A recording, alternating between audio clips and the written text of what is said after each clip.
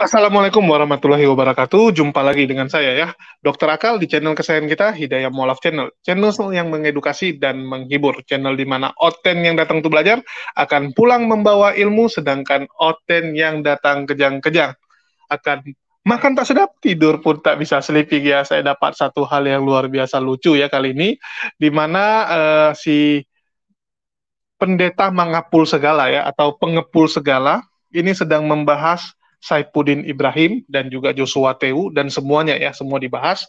Dan kali ini dia sedang fokus dengan pernyataan dari Pastor Sarah yang mengatakan bahwa si Joshua Tewu ingin memperkosa dirinya. Bahkan curhat kalau dia itu stres dengan istrinya dan mau bunuh diri.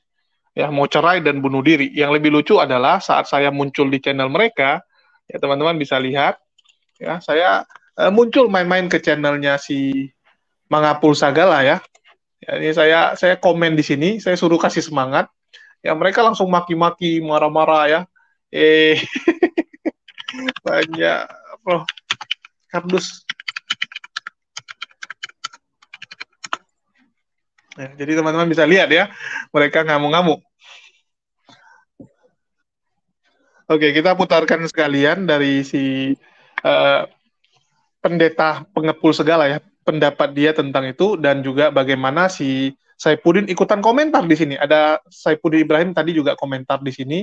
Dia bilang saya punya video perselingkuhan. Wah, luar biasa ya. Oke, kita dengar. Orang kaunselor senior. Terima kasih. Mohon didoakan Ibu Maria Jona. Mutang Ukong, ya, menurut saya tiba masa untuk membongkar semua kesesatan. Ya,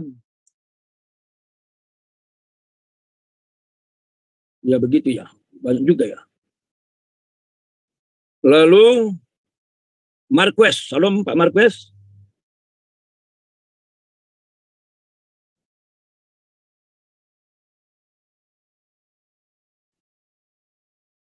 Oh, Pak Jafet, kayaknya bukan untuk saya ditujukan itu. Karena Deus itu anak Tuhan, kalau nggak salah begitu ya. Maksudnya dia itu ke judul videonya Pastor Sarah. Ya.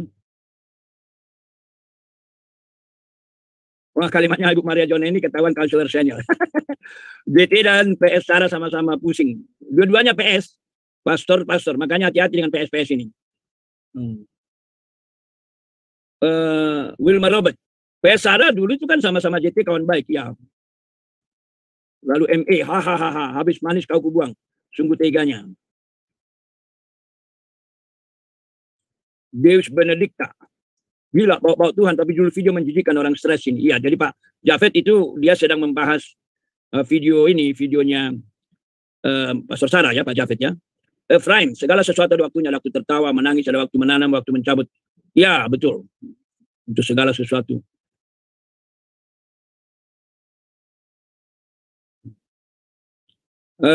TS, mengapul doktermu jadi murahan. Kalau kamu jago kayak Sofiatul dong. Debat sama muslim, jangan cuap-cuap nggak jelas. Enggak lah, memang nggak jago. Halo TS, saya nggak jago TS. Namanya udah tua, opung udah tua. Di mana jagonya? Makanya saya tutup ini kameranya ini supaya nggak kelihatan wajahnya yang sudah makin tua itu. ME, hahaha, jangan bunuh diri JT, lunasin dulu utangmu. Oh iya ya, Pak Saifuddin bilang ya, kalau kau tidak kembalikan, kamu kena gitu ya. Lalu Senin Lahang, setakat ini juta masih kebal, sepertinya belum mau bertobat. Oh, maksudnya mungkin sudah sekarat begini, Joshua Teo masih kebal, belum mau bertobat gitu. Nah soalnya dosa itu ya, kan ada dikatakan pada satu waktu dosa itu menghalangi kita bertobat gitu. Pak sahabat kita tonton saja semua yang diperbuat jahat DT juga komplotan termasuk si Egi Sujontor. Tidak akan lama kita lihat saja mereka semua membusuk dimakan kejahatan.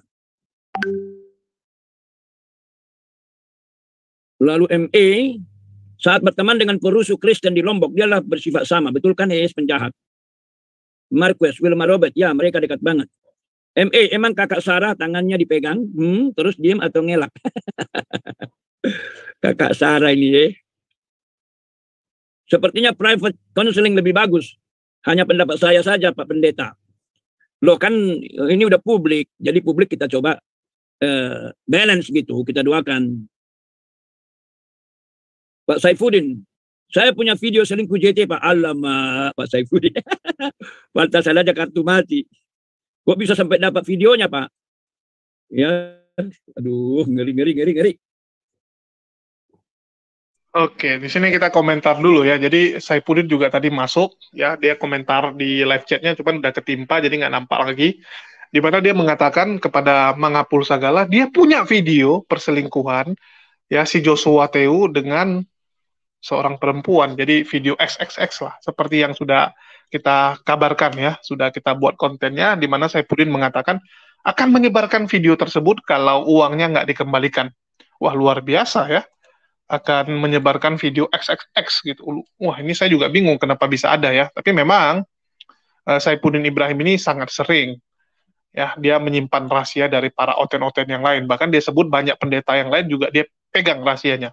Ya, cuman pendeta yang lain nggak berani macam-macam dengan dirinya. Cuman si Joshua Teu ini aja yang berani nyuri uang dia sehingga dia marah ya.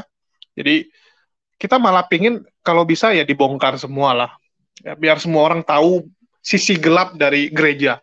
Ya kita tahu lah selama ini bahwa gereja itu memang tempat cuci duit ya seperti dibilang money laundry, terus di situ juga perselingkuhan ya, konseling merangkap perselingkuhan dan yang lain-lain. Ini kita sudah tahu. Ya, kalau bisa disebarkan semua.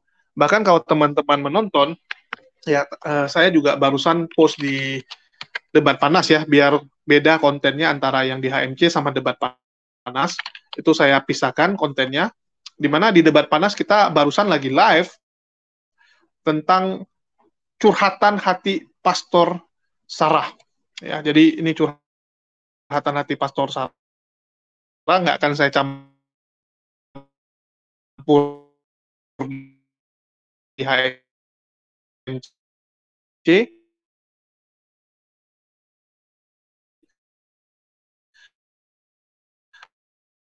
Nanti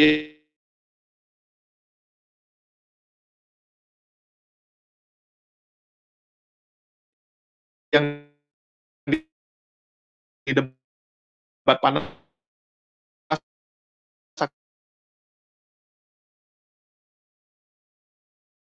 akan krisnya, Pastor Sarah bilang dia segitu.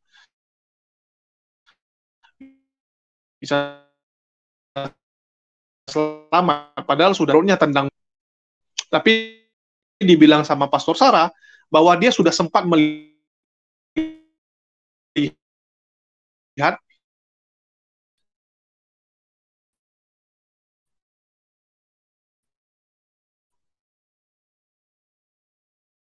anunya, dibilangnya ada tai lalatnya. Dan saya bingung kenapa saya puding bisa punya, ya bisa punya juga gitu. Ini kan jadi aneh gitu, kok bisa saling punya kalian yang video ginian. Apakah memang pernah gitu kan bareng gitu, karena ya seperti pastor-pastor di Katolik kemarin tuh mereka melakukan apa ya, seks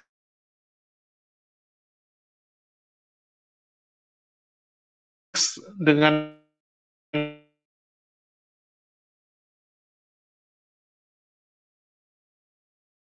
rame-rame gitu.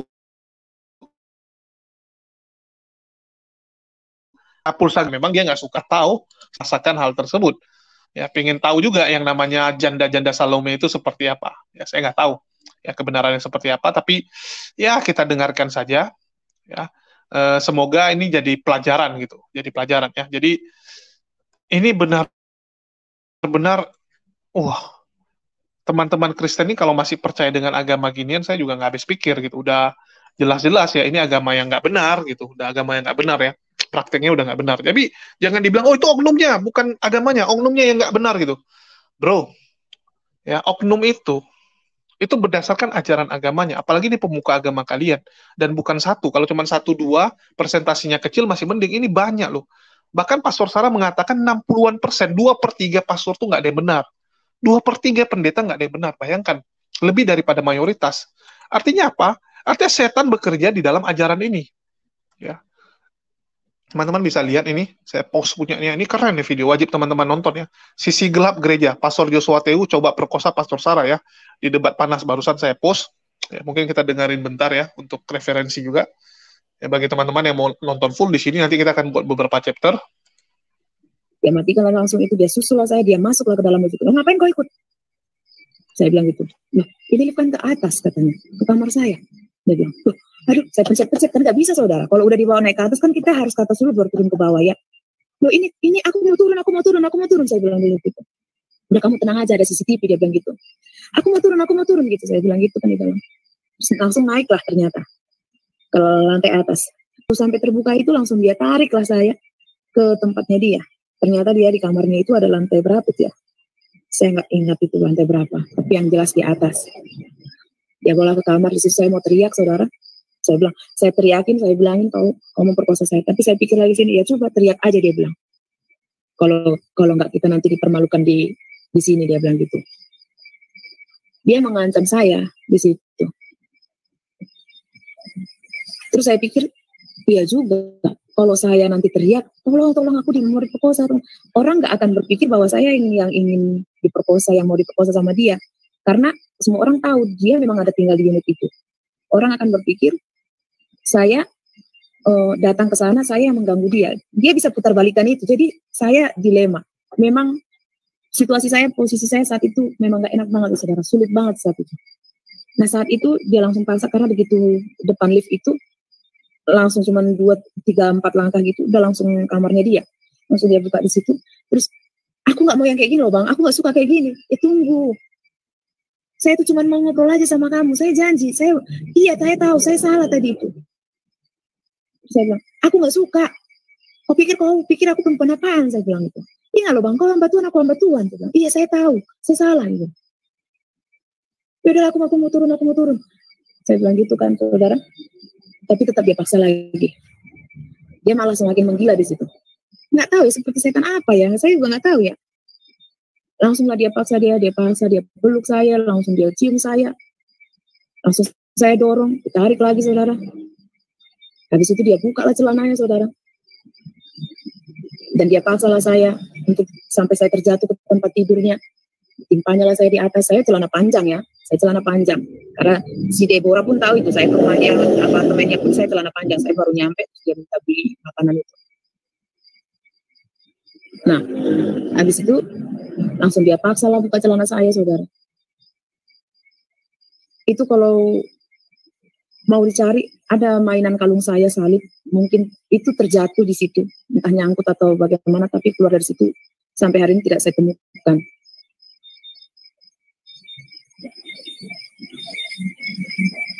Di situ dia ingin memperkosa saya, dia oral lah saya, tapi celana tidak sampai melorot ya, tapi tidak melakukan hubungan itu ya, tidak dimasukkan. Tapi saya sempat melihat yang barangnya dia. Karena langsung saya dorong. Jadi kalau dibilang nanti, apa ciri-cirinya saya tahu. Ada tai lalat di sekitar selangkangannya di kelaminnya dia.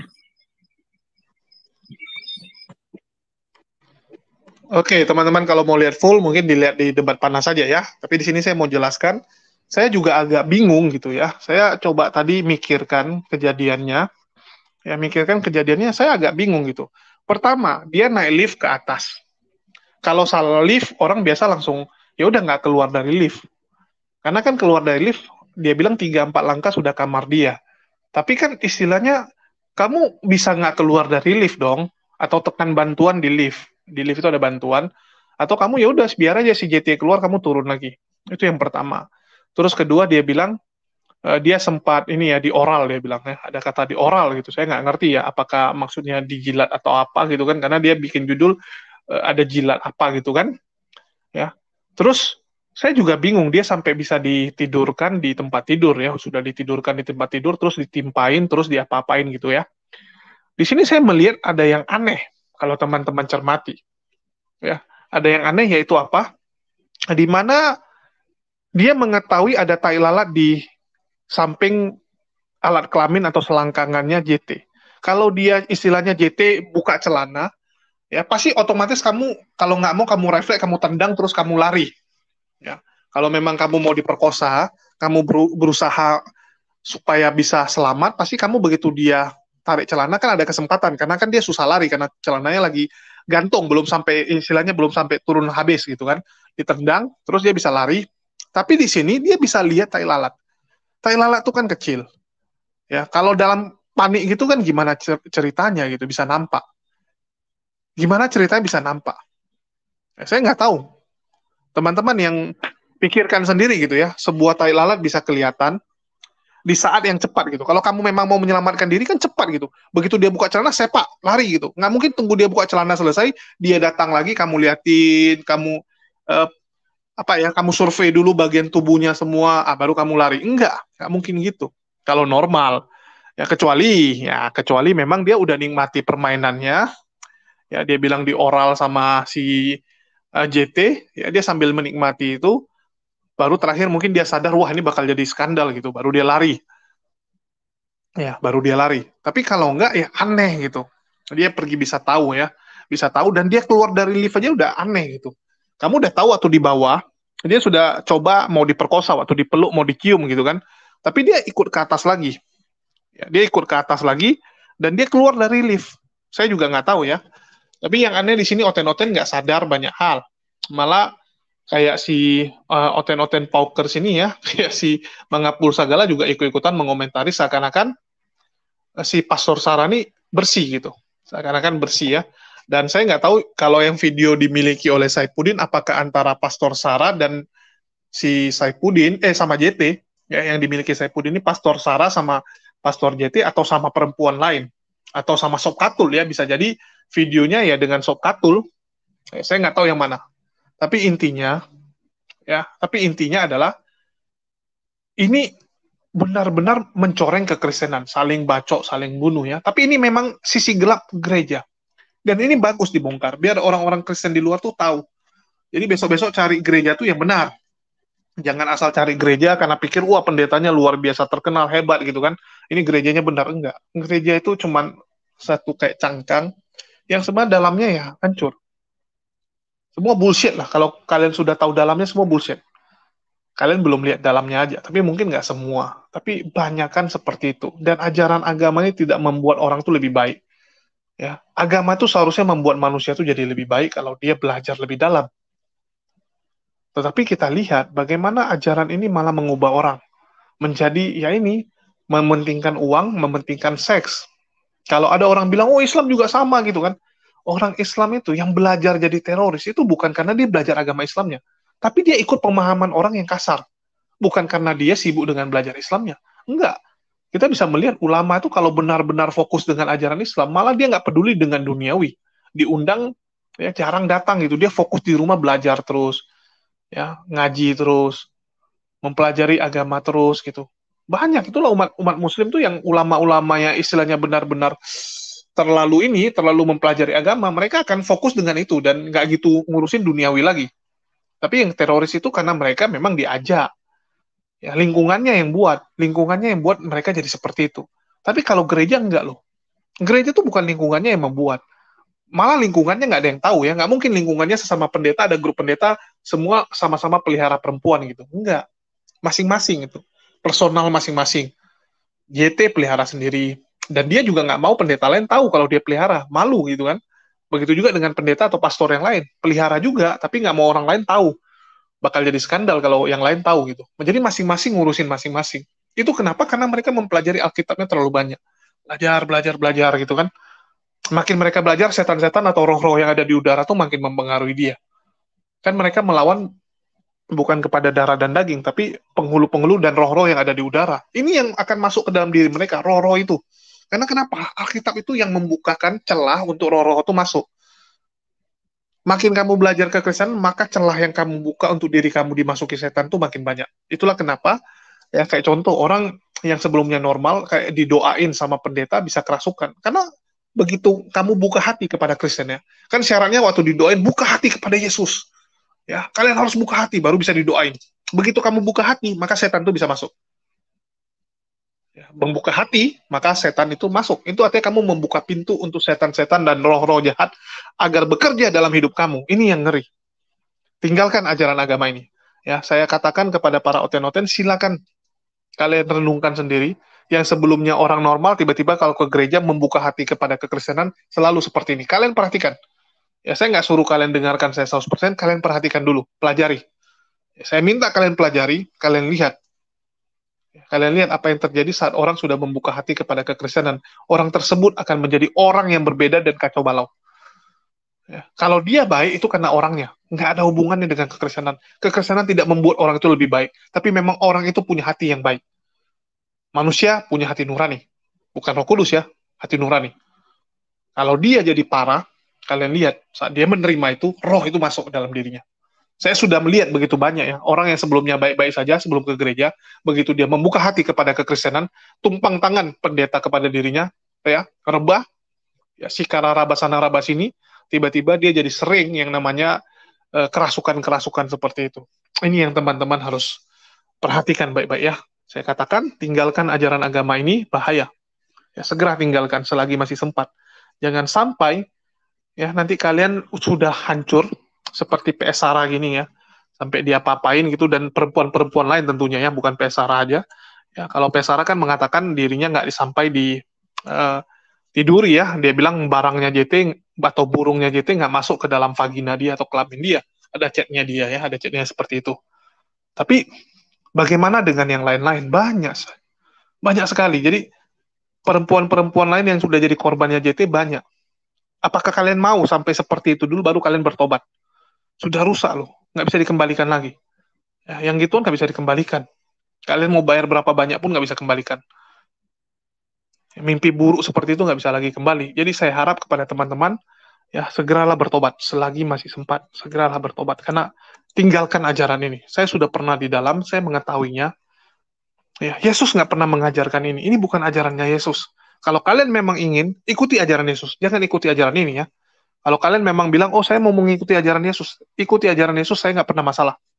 Karena saya tahu ajaran Yesus tidak seperti ini. Ya, tapi jangan ikuti ajaran ini. Kalau kalian mau ikuti ajaran Yesus, no problem. Ajaran Yesus itu apa? Menyembah kepada Sang Pencipta. Mengasihi sesama manusia. Itu dua aja. Nggak perlu kalian lakukan yang lain. Nggak perlu kalian baca Alkitab. Yesus nggak suruh kalian baca Alkitab. Nggak suruh kalian baca Perjanjian Lama, Perjanjian Baru. Kalian menjalaninya saja. Ya. Hanya menyembah kepada Allah Sang Pencipta. Dengan sepenuh hati, sepenuh jiwa, dan sepenuh akal budimu. Baru yang kedua, kasihi sesama manusia. Udah itu, selesai. Nggak perlu harus ke gereja. Nggak perlu harus baca Injil Matius, Markus, Lukas. Ya, Tesalonika, itu nggak ada. Itu bukan ajaran Yesus. Ikutilah ajaran Yesus, maka saya jamin Anda selamat. Yaitu apa? Kepada Allah. Nanti dari situ kalian pelan-pelan akan mengetahui bahwa ternyata ada ya, nabi terakhir. Nanti pelan-pelan itu akan masuk ke dalam diri kalian, tapi yang penting buka. Ya, buka dulu otak kalian gitu. Karena begitu kalian ke gereja, ini otak kalian udah mati nih, akalnya yang dimatikan dulu ini. Ya, tutup dulu pintu setan-setan atau roh-roh jahat itu untuk mempengaruhi kalian. Terus buka akal kalian. Maka kalian akan menemukan kebenaran. Ya, itu sih yang bisa saya sampaikan kepada kalian karena saya sayang. Saya tahu ya, kalian itu cuma orang-orang yang tersesat. Saya tidak pernah membenci kekristenan. Kalian lihat, orang Kristen tuh begitu benci dengan umat Islam. Sofiatul, Fatimah Sedekah, ingin membunuh orang, Pastor Saram, begitu inginnya, begitu bencinya dengan umat Islam. Saya nggak pernah, saya mengasihi teman-teman Kristen. Teman-teman Kristen minta tolong sama saya, mana pernah saya istilahnya, saya nggak pedulikan. Karena saya mengasihi sesama manusia. Saya tahu kalau kalian itu hanyalah korban-korban dari penipuan yang dilakukan oleh bapak-bapak gereja dulu. Bertobatlah selagi kalian masih sempat. Hanya itu saran dari saya. Ya, semoga video ini bisa menjadi hikmah bagi kalian bagaimana Saipudin ya. Ternyata di Amerika dia saking nggak ada kerjaan ya mungkin ya, karena di sana sekarang jam 9 malam, jam 10 malam, ya dia keliling-keliling channel sambil komen-komen ya. Salah satu mungkin Mangapul Sagala dia hormati karena Mangapul Sagala memberikan donasi kepada dia lumayan, mentransfer duit lumayan, sehingga Saipudin suka dengan dia ya. Dia katakan dia suka dan dia komen gitu masalah video kartu as dibilang sama Mangapul ya, kartu as yang ya udah nggak bisa diapa-apain lagi. Punya video Saipudin punya video si JT selingkuh atau lagi main sama perempuan, video XXX itu kalau tersebar habis itu. Habis, JT selesai. Dan bisa masuk penjara juga. Ya. JT masuk penjara, yang nyebarin masuk penjara, tapi kan si Saipudin di Amerika nggak bisa diapa-apain gitu ya. Memang dia udah buronan. Ya, itu aja sih dari saya. Makasih buat teman-teman yang udah nyimak. Jadikan ini pelajaran ya. Jangan sampai kalian mengikuti jejak yang salah, terutama nanti kalau nasib kalian sampai seperti si domba kecil ya. Jangan sampai lah jadi orang merugi seperti itu. Makasih buat teman-teman semua. Di akhir kata saya ucapkan wassalamualaikum warahmatullahi wabarakatuh. Sampai jumpa di lain kesempatan.